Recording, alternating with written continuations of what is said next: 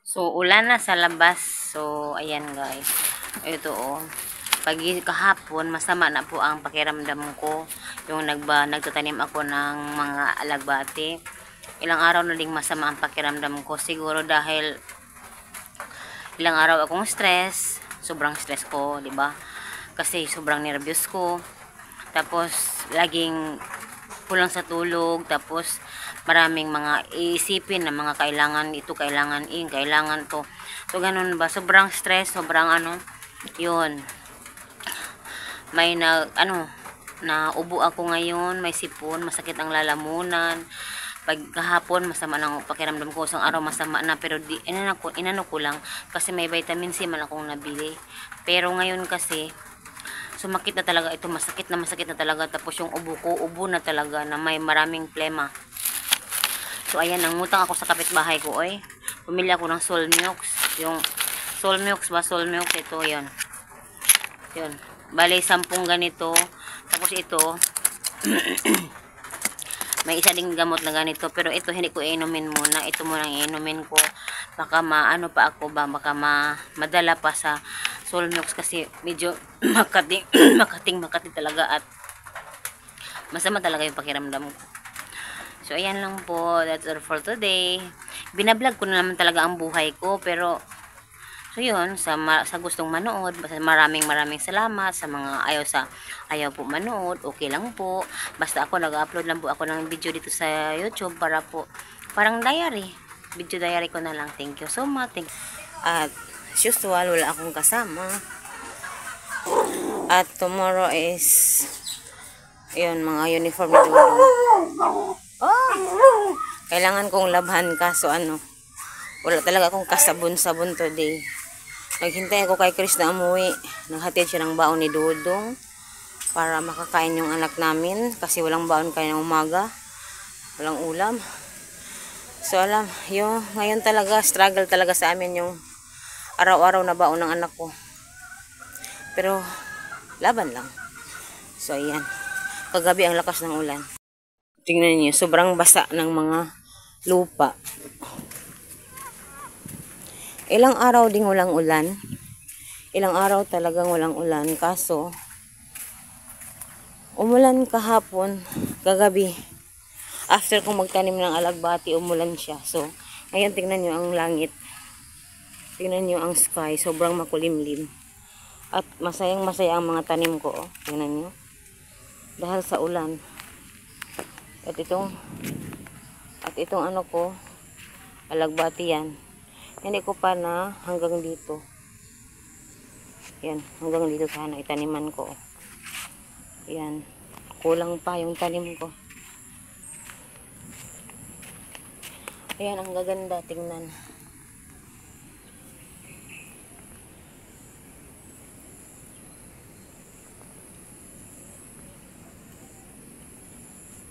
Maganda tingnan.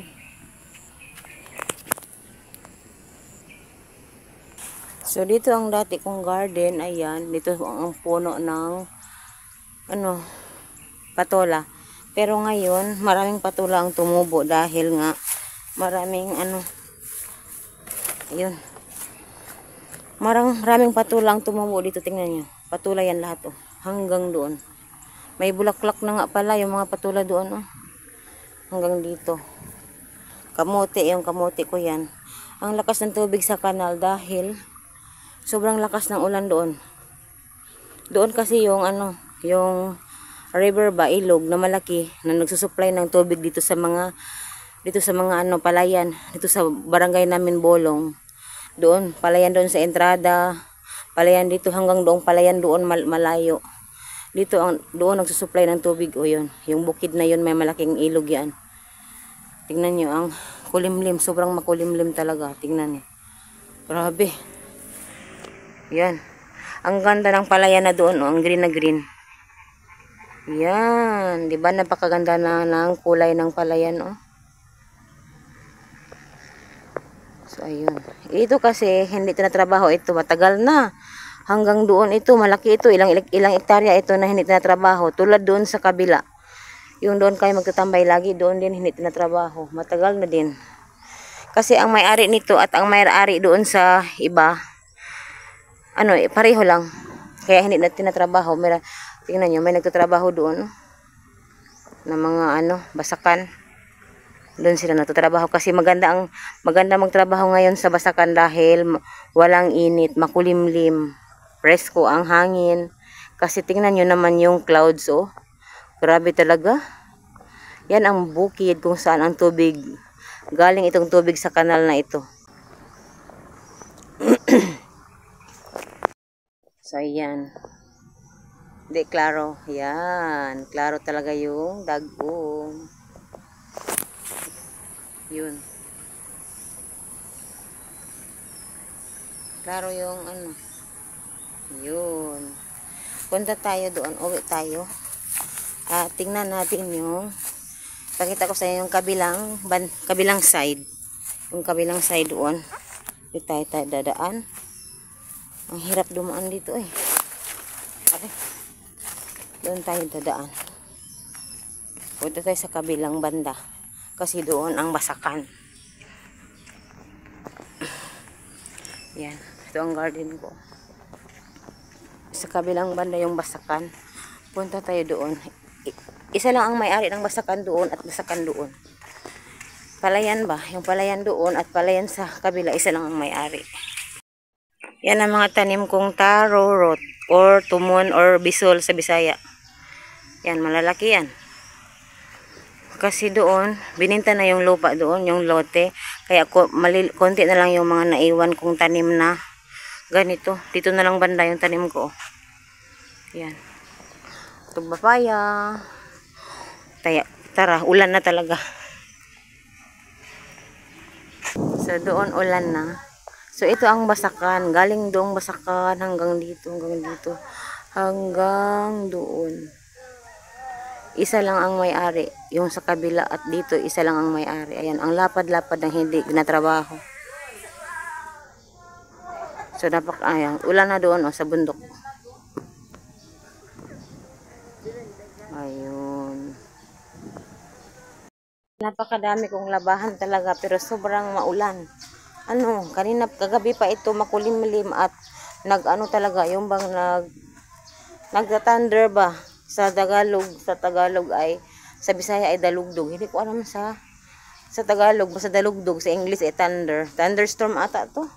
So, ang dami kong labahan, lahat. Dami talagang labahan. Kaso lang, wala akong sabon today. Naghintay ako kay Chris. So, ganyan ang buhay namin dito. Simple lang. Minsan mahirap. Minsan meron naman. Pero, kadalasan talaga minsan mahirap-hirap. Pero, kinakaya naman. At alam nyo, wala kasi akong trabaho ngayon. Pero, pag bumabalik na yung amo ko sa barko, maglabas siguro ako ulit doon. At maghanap ako ng puhunan para magbenta-benta na naman ako ulit. Kasi maganda yung may benta ako, yung may sari-sari store ako may sari-sari store ako tapos ito nung nag-aaral. May pagkukunan ako ng baon niya everyday.